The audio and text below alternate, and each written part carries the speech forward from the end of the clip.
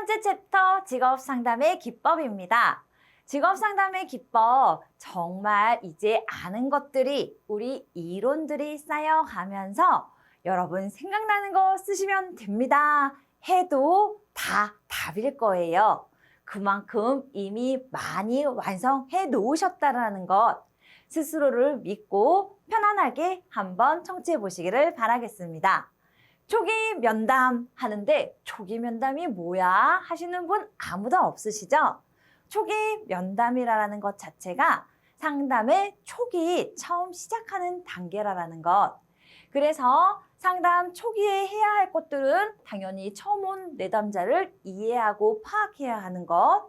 그 파악이라고 하는 것은 문제가 무엇인지 진단하는 것. 그리고 그냥 하면 거부 반응이 들 수 있으니까 뭐니 해도 친해진 다음에 친밀감, 라포를 형성한 이후에 상담을 시작하는 것이 좋습니다. 그래서 방금 말씀드렸던 모든 것이 바로 상담 초기에 이루어져야 할 중요한 일들이라는 것, 작업들이라는 것 생각하시면 좋겠습니다. 상담 초기에 이루어지는 내용을 그냥 딱 떨어지는 용어로 이렇게 표현했을 뿐이고 우리는 이미 간진목계평에서 간, 진, 목까지가 상담의 초기, 초반 부분이라는 것을 알 수 있기 때문에 관, 관계 형성, 진, 진단, 간, 진, 목, 목표 설정 이렇게 세 가지 덧붙여 아닌 것들, 좀 더 세부적인 내용들 같은 거 써줄 수 있습니다. 우리 시험 문제요. 이렇게 그대로 초기에 이루어지는 활동들이나 아니면은 구조화에서 이루어져야 하는 내용들 세 가지 이상 설명하시오 나와 있지만 위에 있는 용어를 그냥 풀었으면 되고 좀 다른 방향으로 풀었었지만 결국에 같은 내용이라는 거 보세요. 상담의 과정과 목표에 대해서 언급, 채점에 이렇게 우리 진행해 봅시다. 이런 목표를 가집시다. 하고 촉진시키는 것 다 초기에 일어나는 것이죠. 그리고 상담 시간이나 여기에서 이런 행동은 안 됩니다. 라고 행동의 범위를 한정시켜주는 것. 한참 상담하다가 이러시면 곤란하죠. 그러면은 뭐지? 하고 당황스러울 수 있지만 처음에 몇 가지의 원칙, 규범, 규칙 같은 것을 알려주면 내담자도 상담사도 서로 보호받으면서 진행할 수 있고 이 틀이 잡혀져서 선 넘는 행동들은 안 하게 될 수 있다라는 거죠. 그래서 미리 초반부의 시간이나 내담자의 행동 규범 등에 대해서 알려준다. 이게 바로 구조화의 하나의 내용일 것이고요. 내담자의 역할과 상담자의 역할, 각각의 역할에 대해서 충분히 알려준다 해서 내담자는 가정 중에 어떤 과제가 있습니다. 이런 것도 다 이 안에 포함되는 내용들 중에 하나입니다. 그리고 상담 과정의 본질, 이번에 목표가 무엇인지 밑에도 있지만 본질, 목표가 무엇인지 제한 조건, 이런 행동에 대한 것도 다 포함되고 방향, 우리 어디까지 어떤 방향으로 어떤 방식으로 갈 건지 그런 방향을 잡는다. 완전히 아주 세부적인 것까지는 아니지만 처음 만났을 때 편안하게 시작할 수 있도록 먼저 기존의 사례들을 통해서 이렇게 진행한 것들이 있습니다 하고 안내도 해줄 수 있다라는 것이죠. 그래서 위의 것을 그대로 풀어 쓴다라든지 이렇게 쓴다라는 것 참고적으로 파악하시고 넘어가면 좋겠습니다. 나오면은요, 빈칸 남기면 정말 바보예요. 쓰면 다 맞다고 해줍니다. 우리가 전혀 맥락적으로 틀릴 것을 쓸 단계가 아니기 때문에 무조건 쓰고 가십니다. 초기 면담의 유형입니다. 우리 내담자의 정보를 많이 얻으려고 정보를 많이 얻는 것을 지향하는 지향적 상담.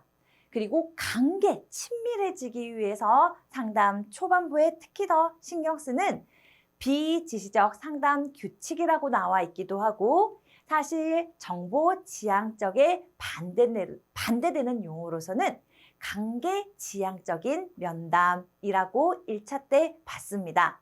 그런데 2차 실기에서는요, 관계 지향적인 면담보다는 같은 의미이지만 비지시적인 상담으로 질문을 더 자주 출제해서 제가 정보지향적인 면담과 2번 비지시적 상담 규칙, 원칙으로 정해보았습니다.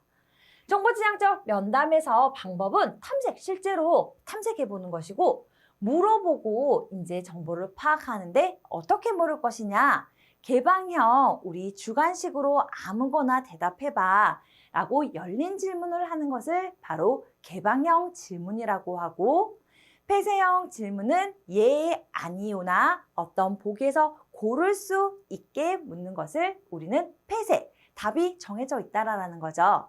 그래서 폐쇄형 질문이라고 하는데, 2차 기출에서는 그냥 단도직입적으로 개방형 질문과 폐쇄형 질문의 차이를 서술하시오. 이것이 무엇인지 묻는 것보다가 차이를 서술하시오 란 질문이 나온 적이 있습니다. 옛날에 나왔는데요. 이번에 새로 나왔을 때 어머, 신출인가? 하고 놀래지 마시고 이런 문제조차 정말 맥락에 맞게만 쓰면 된다라는 것을 보여드리기 위해서 썼으니까 여러분이 한번 읽어보시고 참고하셨으면 좋겠습니다. 비지시적 상담 규칙은요, 더 크게 표현하면은 내담자 중심 상담이죠. 그래서 내담자가 중심되게 상담할 수 있는 방법, 원칙, 규칙 등을 생각하면 되는데, 그것은 바로 내담자와 싸우면 안 돼, 논쟁하면 안 돼, 무조건 일무공 다 받아들여줘야 된다라는 것이죠.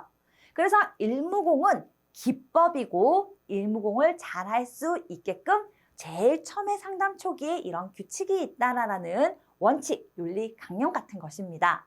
싸우면 안 된다, 논쟁하면 안 된다, 주관적인, 현상학적인 장을 존중해야 되니까 내담자는 자기가 얘기하는 그 현상학적인 장에서 뭐든지 맞고 상담사가 거기에 맞춰야 된다는 것이죠. 그리고 2번은 여기 5번 하고 말씀드리겠습니다. 두 번째, 상담자는 내담자에게 어떤 종류로도 내가 너보다 더 많이 해봤으니까 내 말 따라와야 돼, 이거 아니라 그랬죠. 똑같은 내담자도 주관적, 현상학적인 장에서 자신만의 생각과 자신만의 어떤 태도와 성격으로 그 상황을 이끌어 나가기 때문에 내가 아는, 그러니까 상담사가 아는 것으로 이끌어 가려고 또 이끌기 위해서 건의나 방법을 가시하면 절대 안 되고, 일무공 무조건 내담자를 존중, 수용해야 된다는 것 다시 한번 말씀드렸습니다. 세 번째, 상담자는 그러려고 하면 정말 나는 간대하다 많이 해야만 합니다. 인내심을 가지고 우호적인 그래 해라 하고 이상한 표정 안 되고요.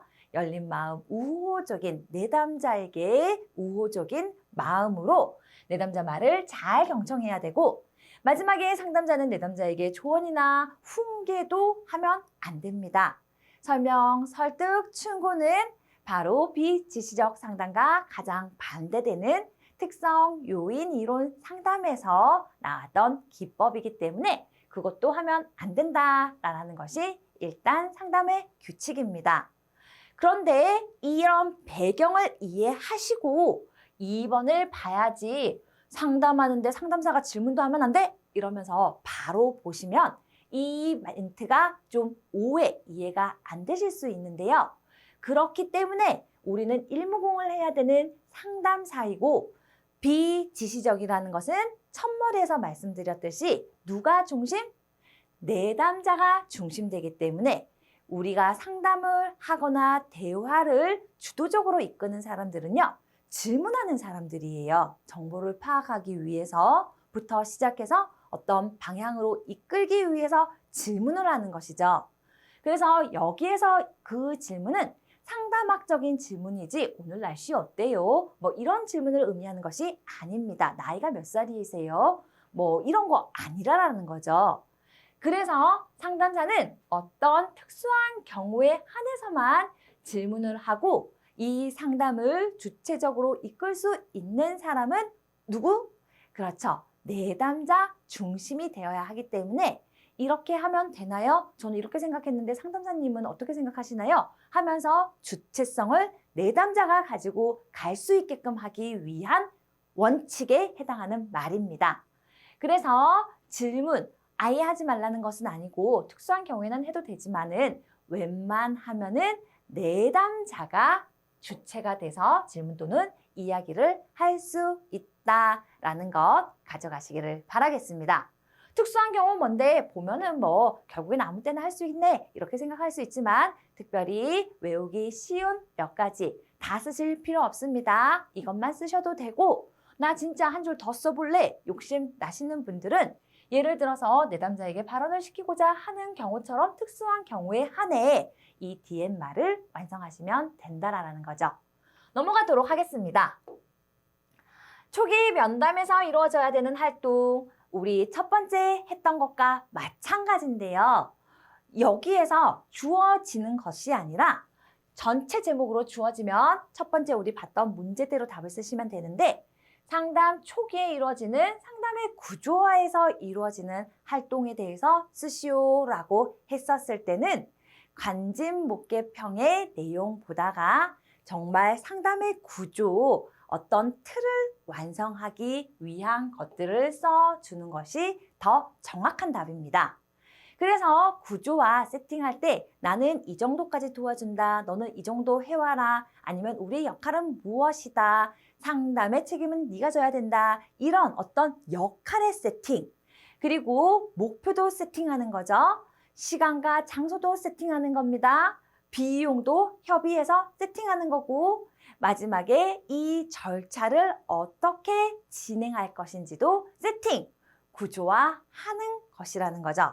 그래서 구조화에서 이루어지는 활동은 여기에서 여러분이 마음에 드는 거 서너 가지 가지고 가셨다가 세 가지 작성하시오 했었을 때 하나는 보험용으로 두 가지 갖고 갔다가 한 가지 생각 안 나면 세 가지 갖고 갔다가 두 가지밖에 생각이 안 나면 안 되니까 간단하게 세 가지, 네 가지 쉽잖아요. 챙겨 놓으셨으면 좋겠습니다. 여기에서 이거는 보면 금방 이해하실 수 있고요. 바로 이 부분 조금 더 신경 써서 보셔야 될 부분인데요. 구조화 단계에서 상담자의 역할, 특히 구조화 시킬 때 상담 초기에서 구조화 단계에서 상담자가 주의해야 될 것은 바로 모든 사례를 검토하고 그래서 이 내담자에게는 이러한 사안의 몇 회 정도가 어울릴 건지 적정할 건지 상담사가 이끌어야 된다는 것보다가 알고 들어가야 된다는 거죠. 무슨 일을 할 때 알고 상담하는 것, 그러니까 알고 우리가 협의하는 것과 모르고 협의하는 것, 요리하는 것 한 번 해봐서 내가 알고 오늘 또 요리하는 것과 한 번도 안 해봐서 유튜브를 보고 아니면 아예 요리 자체를 안 해보고 이거는 완전히 다른 문제라는 것이죠. 그래서 모든 면담 전에 검토할 수 있는 대부분 가능한 모든 사례 자료를 검토하고 내담자의 사례까지 그리고 내담자의 정보까지 모든 것을 의미하는 것입니다. 모든 내용들을 검토하고 상담 중에 얻은 내담자에 대한 비밀을 원친다는 비밀 원칙 얘기하고 싶어서요. 비밀을 지킨다는 원칙이 있고 우리가 지금 그 원칙에 따라서 하겠다라는 것을 당연하다고 얘기 안 하면 안 됩니다. 당연하다고 미란다의 원칙 잡혀가는 사람한테 그냥 잡아가면은 그것도 불법이라고 하죠. 이것도 뭐 그 정도 세기까지는 아니지만 상담의 원칙에서 있는 것을 다 미리 얘기해 줘야 된다라는 것. 세 번째, 앞으로 진행할 검사나 과제에 대해서 동기부여시키는 것이죠. 좀 더 관심을 이쪽으로 당기기 위해서 제가 내담자 땡땡님 잘 하실 거라고 믿습니다. 하나도 어렵지 않아요. 시작하시면 금방 진행해 나가실 것입니다. 금방 적응하실 겁니다. 다들 이렇게 하시다가 나중에는 뭐 더 나 자신을 알아보기 위해서 또 다른 심리 검사는 없냐라고 저한테 여쭤보시는 분들도 많아요. 하면서 잘 할 거라는 것 미리 이야기를 하면서 동기부여까지 하면 더 좋고요. 그리고 계속해서 나오는 이런 여러 가지 것들에 대해서 혼자 정하고 통보가 아니라 합의한다라는 것. 상담사야 상담 100번 하면 돈 벌고 좋죠. 그렇지만 이런 것을 내 맘대로 할 수 없으니까 상호, 협의, 합의한다라는 것 꼭 알아두시고 너무 쉬우니까 꼭 챙겨가셔서 1등으로 쓰시는 것도 저는 매우 권장해 드립니다. 내담자에게 상담사의 자질, 내가 이거 한다고 해서 내가 신이 아니다. 내가 모든 것을 다 아는 사람이 아니다. 이것도 하나의 상담이고 당신을 위해서 최선을 다해서 돕겠지만 밥 해주는 것까지 돕는 거 아닙니다. 뭐 돕죠? 그렇죠. 의사결정하는 것. 지금 해당되는 문제의 의사결정을 돕는 사람이라는 것을 확실하게 이야기를 해야 한다라는 것이죠. 그래서 나의 역할, 자질, 나는 이런 부분에서 전문가지만 이런 부분은 아니다. 역할, 무엇까지 해줄 수 있고 도와줄 수 있지만 이력서는 본인 스스로 작성해가지고 와야 된다. 본인, 내담자의 역할이다. 뭐 이런 등등 많은 것들이 실은 포함되어 있다라는 겁니다. 그 많은 것 못지않고 이렇게 러프하게 쓸 수 있는 것, 러프하게 써도 다 맞다 해주는 것이 축복이고 감사해야지. 왜 이렇게 안 외워져? 왜 이렇게 안 외워져? 하는 것. 그렇죠. 너무 한 면만 보고 깊이에 빠져버리는 것이니까 그런 마음이 들 때마다 얼른 박스권 시야에서 벗어나 전체를 살필 수 있는 우리가 되셨으면 좋겠습니다. 문제에 유의해야 할 사항 4가지 위에 있는 것 좀 다르게 한두 가지 더 써봤는데요. 거의 비슷하니까 여러분이 눈으로 한번 확인해 보시기를 바라겠습니다. 우리의 최애템이라고 할 수 있는 생애 진로 사정도 또 나오네요. 왜? 상담 초기에 이루어지는 활동이니까 이 문제는 정말 빈출이기도 하고 나왔다고 하면 점수도 많이 주고 또 우리가 1차에서 이미 초벌로 여러 번 구워놨기 때문에 2차 쓸 수 있는 거 한두 번만 더 다지게 하셔서 꼭 다 잘 가져가시기를 정말 바라고 응원합니다. 생애 진로 사정 평가하는 것이죠. 생애 내담자의 생애가 어땠는지 진로 앞으로 나아가는 예전부터 앞으로 나왔던 길 그리고 예전을 통해서 앞으로 어떻게 나아갈 것인지 평가하는 것입니다. 말씀드린 대로 내담자를 처음 만났을 때 이용할 수 있는 면접 기법인데 상담사가 마음대로 하는 것이 아니라 어떻게요? 다 세팅이 되어 있다라는 거죠. 구조화된 면담 기법이고 생애진로 사정의 구조화된 면담 기법이니까 이 구조화를 묻는 것이 첫 번째 가장 잘 나오는 문제인데 우리 객관식에서 많이 보셔서 진로 사정과 전형적인 하루와 강점과 장애가 요약 이 정도는 그냥 가져가실 거라고 믿습니다.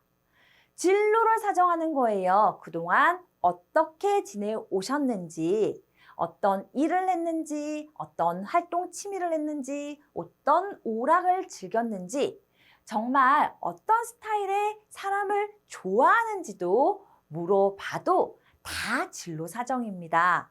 그리고 하다못해 영화 장르를 무엇을 좋아하는지 그것도 그것을 좋아하는 분야가 나타나면 진로에 있어서 이런 데 더 초점이 맞춰졌겠구나. 그래서 우리가 내담자의 정보를 파악할 수 있기 때문에 지나온 것들 그리고 이것을 바탕으로 앞으로 지나갈 것을 질문으로 물어보는 것을 우리는 진로 사정이라고 합니다. 저도요, 처음 만난 사람들과 꼭 내담자가 아니다 하더라도요, 이런 진로 사정에서 구성되어 있는 질문들을 활용함으로써 친밀감, 라포를 더 잘 형성하는데요. 뭐 처음 만난 자리에서 굳이 할 말 없잖아요. 차 뭐 드실래요? 뭐 이런 거 하고 난 다음에 뭘 꺼내야 할지 막연할 때 혹시 어떤 일 해보셨어요? 예전에 직업 뭐 이제 일하고 있는 사람을 만났을 때 어떤 업무 담당이세요? 물어본다라든지 어느 회사에서 일해보셨어요? 라고 물어본다든지 아니면 어떤 분야의 취업 준비 해보신 경험이 있냐? 직업 훈련 뭐 받을 때 재밌었냐? 학교 다닐 때 무슨 과목 재미있었어요? 체육교, 어머 저도 체육이에요 하면서 맞장구 치기도 쉽고 그런 질문의 대답들을 통해서 이 오늘 처음 보는 사람의 질적 정보, 활발하신 분이구나. 이런 일을 많이 했으니까 꼼꼼하시겠구나 라고 미루어 짐작도 가능하다라는 거죠. 여하튼 진로 사정, 일상생활에서도 매우 유용한 질문들이 많이 포함되어 있다라는 것. 그래서 우리 외우실 때 쓰라고 할 때 많이 어렵게 가시지 마시고 내담자의 직업이나 작업 경험, 교육, 훈련 과정, 여가 활동 등에 대해서 객관적이고 기초적인 정보를 평가해 보는 것이죠. 그리고 하루를 보통 어떻게 보내는지 계속 방에 있다고 하는 사람과 저는 정말 오전에 뭐 하고 오후에는 무조건 나갑니다. 운동이라도 가야죠. 산책이라도 가야죠. 이렇게 말하는 그 모습, 일반적으로 이루어지는 시간의 흐름을 파악함으로써 내담자에 대한 또 여러 가지 정보를 파악할 수 있다라는 것이죠. 전형적인 하루, 독립적인지 의존적인지도 파악하지만 그런 것 한 머리 더 써주셔도 좋고 우리 알고 있는 것들 활용하시면 됩니다.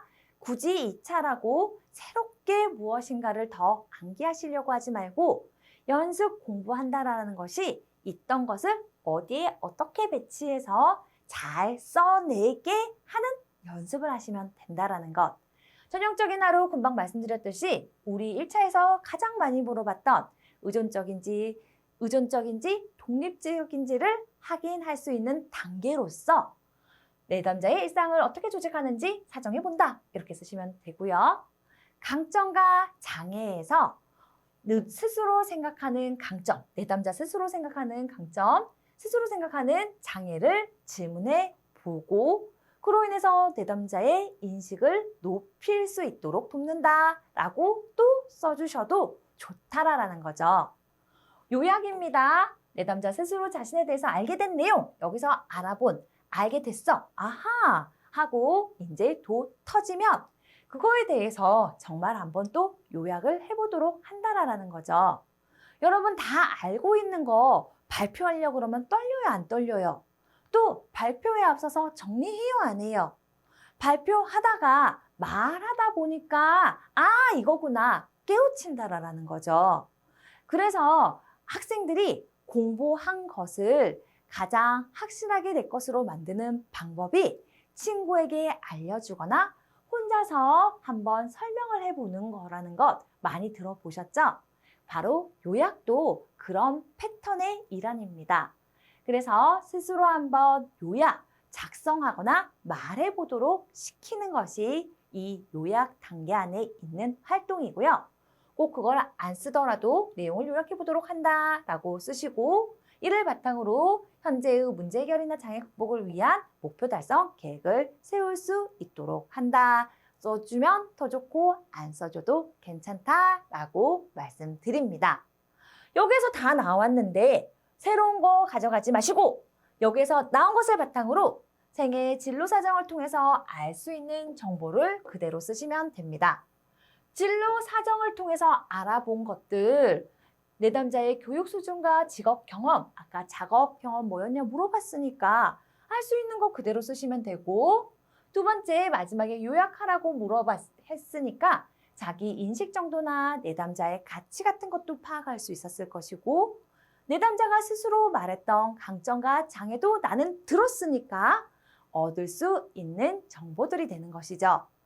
그래서 한 문제 한 문제 다 따로 놀지 않게 여러분이 맥락적으로 유기적으로 연결해서 꼭 전체부터 그리고 하나하나 세부적으로 파악하시기를 바라겠습니다. 마지막으로 내담자 자신의 기술과 유능성에 대한 자기평가를 어떻게 하고 있는지 또 알아볼 수 있는데요. 항상 3가지 쓰라고 나오니까 이 3개 중에 여러분이 잘 암기되는 거, 가장 처음으로 이해된 거, 초두 효과를 발휘해서 한번 잘 작성해 보시기를 바라겠습니다. 직업 가계도입니다. 직업 가계도는요, 의미와 특징 한 줄 정도만 쓰시면 되는데요. 우리 직업 가계도 3대에 걸친 도표, 무슨 도표? 가족들, 선조들의 직업 도표이다 라는 직업 도식화, 직업 도표 이 용어만 들어가시면 됩니다. 내담자의 가족이나 선조들의 직업 특징에 대한 시각적인 표상을 얻기 위해서 도표로 만든 것, 보통 나를 기준으로 위로 부모님, 그리고 부모님들의 아니면 사촌이나 팔촌이나 부모님의 부모님까지 나의 형제들이나 이 정도로 직업이 무엇인지 쓴다라는 것이죠. 여러분 막 벌써 느낌이 올걸요? 아빠가 사업가고 엄마가 학교 선생님이에요. 첫째 아들은 뭐 많이 할 것 같아요? 회사 다닐 것 같아요? 자기 사업할 것 같아요? 그래요. 여러분이 생각하는 사업한다가 실제로 통계적으로 72%라고 합니다. 둘째가 있는 집은요. 둘째 남자일 경우에는 사실 너무 다양한 직업 표본이 나와서 통계적으로 뭐다라는 답은 잘 없고 그만큼 이것을 보면 이제 각자의 가족마다 나오겠지만 둘째들은 그렇죠. 이것을 보고 자유롭게 요구되어지지 않았다라는 것, 영향을 덜 받았다라는 것, 형을 보면서 좀 더 자유롭게 생각하고 선택할 기회가 있었다라는 것. 지금 긍정적인 면으로 이야기하는 겁니다. 물론 어려운 점도 많습니다. 그리고 셋째가 예를 들어서 딸일 경우에 여러분 세상에 직업이 5만 가지 있다고 해도 왠지 이 딸은 나도 모르게 선생님 할 것 같은 느낌이 드시죠? 실제로 70%에 준하는 막내딸도 65% 선에서 선생님을 할 확률이 높다라고 합니다. 그것이 통계치로 실제 직업을 통계를 내었을 때 나온 유의미한 결과라는 거죠. 그래서 진짜 직업을 알아보는 것, 우리가 느낌적으로 알고 있는 그 안면 타당도가 의외로 직업 가계도를 했었을 때 잘 맞아 떨어진다는 것입니다. 그래서 우리 대표적인 질적 평가 기법에서 생애진로 사전과 대표적으로 직업 가계도가 나왔었는데 참고하시고 일단 이 정의와 활용 특징 같은 것을 한번 보도록 하겠습니다. 3대에 걸쳐서 포함된 가족들의 실제 직업이나 내담자의 무난한 직업이 될 것 같은 것을 알 수 있고 이 앞에는 이 앞머리에 쓰는 게 더 좋겠네요.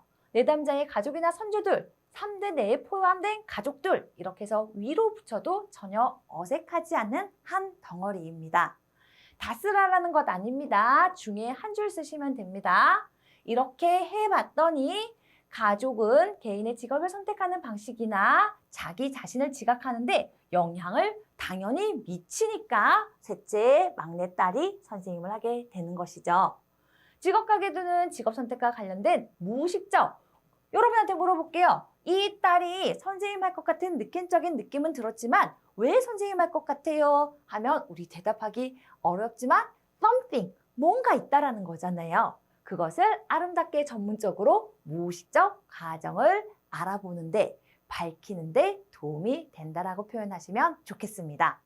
그래서 여러분 한번 읽어보시고 일부러 이렇게 길게 적은 것이지 여러분 이렇게 길게 다 외우라고 적은 것 아니라는 것 강의 듣는 사람만 가져가는 힌트입니다.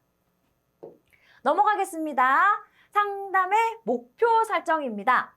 우리 객관식 문항에서 정말 많이 봤고요. NCS가 들어오면서 구체적이어야 된다, 실현 가능해야 된다.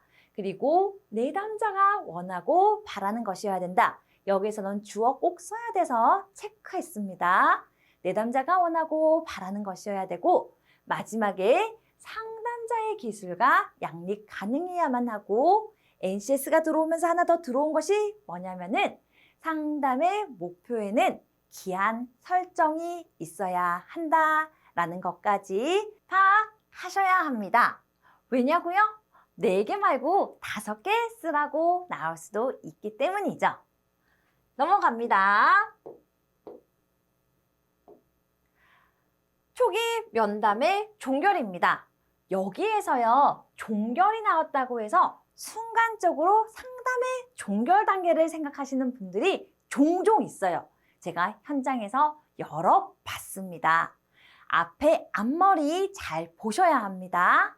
초기 면담의 종결이니까 이제 본론, 상담의 중기, 상담사가 개입하기 전 단계에서 종료되어야 할 때 본론 들어가기 전에 확인해야 될 것이 무엇이냐? 물론 초기 활동에서 이루어지는 것들 해서 묻지만 이 활동들이 잘 되었는지 확인하고 넘어가라라는 것입니다. 그러니 본론이 핵심이기도 하지만 이 본론을 잘 피우기 위해서는 초반부가 이렇게 중요하다라는 것이죠. 초기 면담에서의 우리 확인해야 되는 것, 종결 시 수행해야 할 내용은요. 가제물을 미리 부여해서 준비를 좀 해놔야지, 최소한 마음의 준비라도 해놔야지 시켰을 때 빨리빨리 진행될 수 있다라는 것. 두 번째, 내면적 가정이 외면적 가정을 논박하지 못하도록, 이거 너무 어렵게 가지 마십시다. 내담자는요, 마음에서 이거 아닌 것 같은데, 이런 내면적 자기가 가정하는 거죠. 되는지 안 되는지는 해봐야지 알지, 이건 필요 없을 것 같은데 라는 자신의 가정이 전체 상담에서 이거 필요합니다, 이거 하지 않아도 됩니다, 이거 찾아오셔야 됩니다, 이거 해오셔야 됩니다 라는 어떤 외면적, 주어지는 수행의 외면적 가정을 자기 마음대로 하면 된다 안 된다? 안 된다. 내면적 가정이 논박하지 못하도록, 주어진 것 하지 못하도록 정해진 대로 한다라는 것, 구조화된 내용들은 끝까지 갈 수 있도록 잘 이해하셨죠?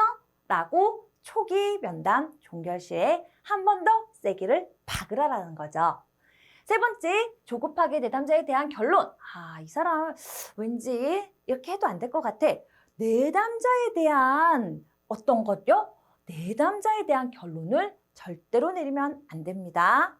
그리고 모든 내담자는 다 다른 내담자라고 했고, 모든 사례도 검토해야 되고, 여하튼 무조건 한 내담자에게 집중해야 되기 때문에 절대로 우리는 같은 사람을 만난 적이 없습니다.